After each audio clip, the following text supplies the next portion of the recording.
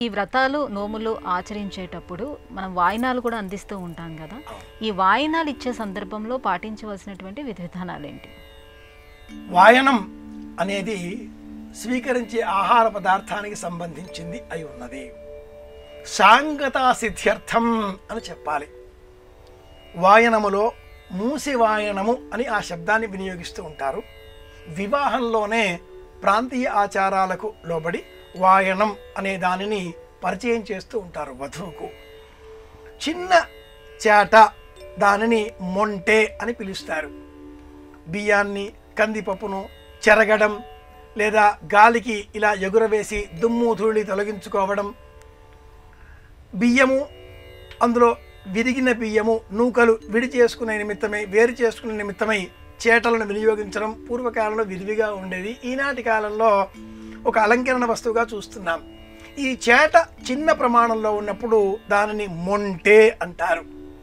ఒక మొంటెలో రవిక వస్త్రములు, తమలపాకులు, వక్కలు, పసుపు కుంకుమలు, నువ్వుల ఉండ ఉంచి లేక నువ్వులతో కానీ బియ్యంతో కానీ చేసినటువంటి పదార్థాన్ని చలిమిడి అందులో ఉంచి మరి ఒక చేట చిన్నది మొంటె మూత వేసి రెండింటిని కలిపి చీర కొంగుతో మూసివేసి అందించడం మూసివాయనం. ఇదే పద్ధతిలో శ్రావణ మాసంలో 2 మొంటలను వినియోగించాలి. వెదురు బుట్టలనే వాడాలి. చేటలు కాకపోతే వెదురు బుట్టలైనా పర్వాలేదు సుమా. వెదురు బుట్టలోనే వెదురుకు ధనాన్ని ఆకర్షించే శక్తి ఉంది. సంకటహర చతుర్థి వ్రతంలో కూడా ఆ గణపతిని వెదురు బుట్టలోనే పూజించాలి అని విష్ణు ధర్మోత్తర పురాణం అలాగే భవిష్యోత్తర పురాణం చెబుతాయి. భవిష్యోత్తర పురాణంలో ఆ కథ ఉంది. ఈ వెదురు బుట్టలో నానబోసిన శనగలు పోసి ఆ నానబోసిన శనగల పైన తమలపాకులు, నల్లని వక్కలు, పసుపు కుంకుమ, అరటిపళ్ళు, పువ్వులు వీటిని ఉంచి మరి ఒక వెదురు బుట్టతో మూతగా పెట్టి ఈ రెండింటిని కలిపి కొంగుతో మూసివేసి అరచేతితో దిగువన పెట్టి ఆ రెండింటిని ఇలా అందిస్తూ ఇస్తినమ్మా వాయనం అని చెబుతారు. అప్పుడు ఆవిడ పుచ్చుకుంటున్నమ్మా వాయనం అని చెప్పి ఆ వాయనాన్ని స్వీకరిస్తుంది. ఆ వెదురు బుట్టలు సభ్యం అంటే సంఖ్యలో సరిగా లభించని ఎడల వాటినే మళ్ళీ మళ్ళీ వినియోగిస్తూ ఉంటారు. కానీ ప్రమాణమైన సంఖ్యలో వెదురు బుట్టలు సేకరించాలి అని వ్రత కథలు తెలియజేస్తాయి. కామో దాత కామ ప్రతిగ్రహీత కామకం సముద్రమావిష కామేన త్వా ప్రతిగృహామి. ఈ రూపంలో ఇచ్చేవారికి అలాగే తీసుకునేవారికి ఉభయ పక్షాలకు లాభం కలిగించే విధంగా ఉభయతారకంగా ఆ వ్రతం యొక్క పుణ్యఫలం అంతా కూడా మనకు లభించాలి అనే ఉద్దేశ్యంతో ఈ వాయనం అనే సిద్ధాంతాన్ని వ్రతంలో చివరలో వ్రతకల్పకారులు ప్రవేశపెట్టారు.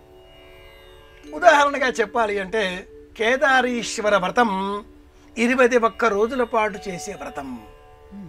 21 రోజులు మనం చేయం కదా, కనుక 21 సంఖ్యలో అపూపములు, భక్ష్యములు, 21 పిడికిళ్ళ బియ్యము ఏదైనా 21 సంఖ్యలో.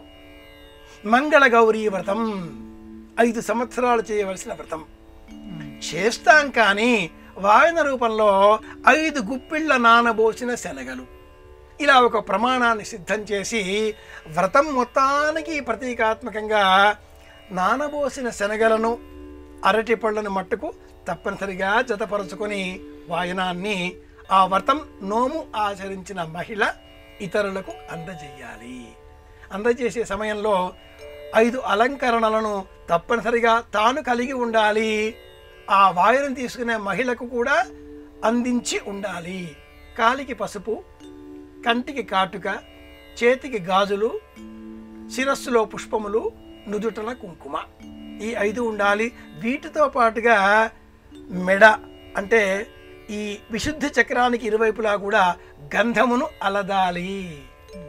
ఇది వాయనం ఇచ్చే పద్ధతి.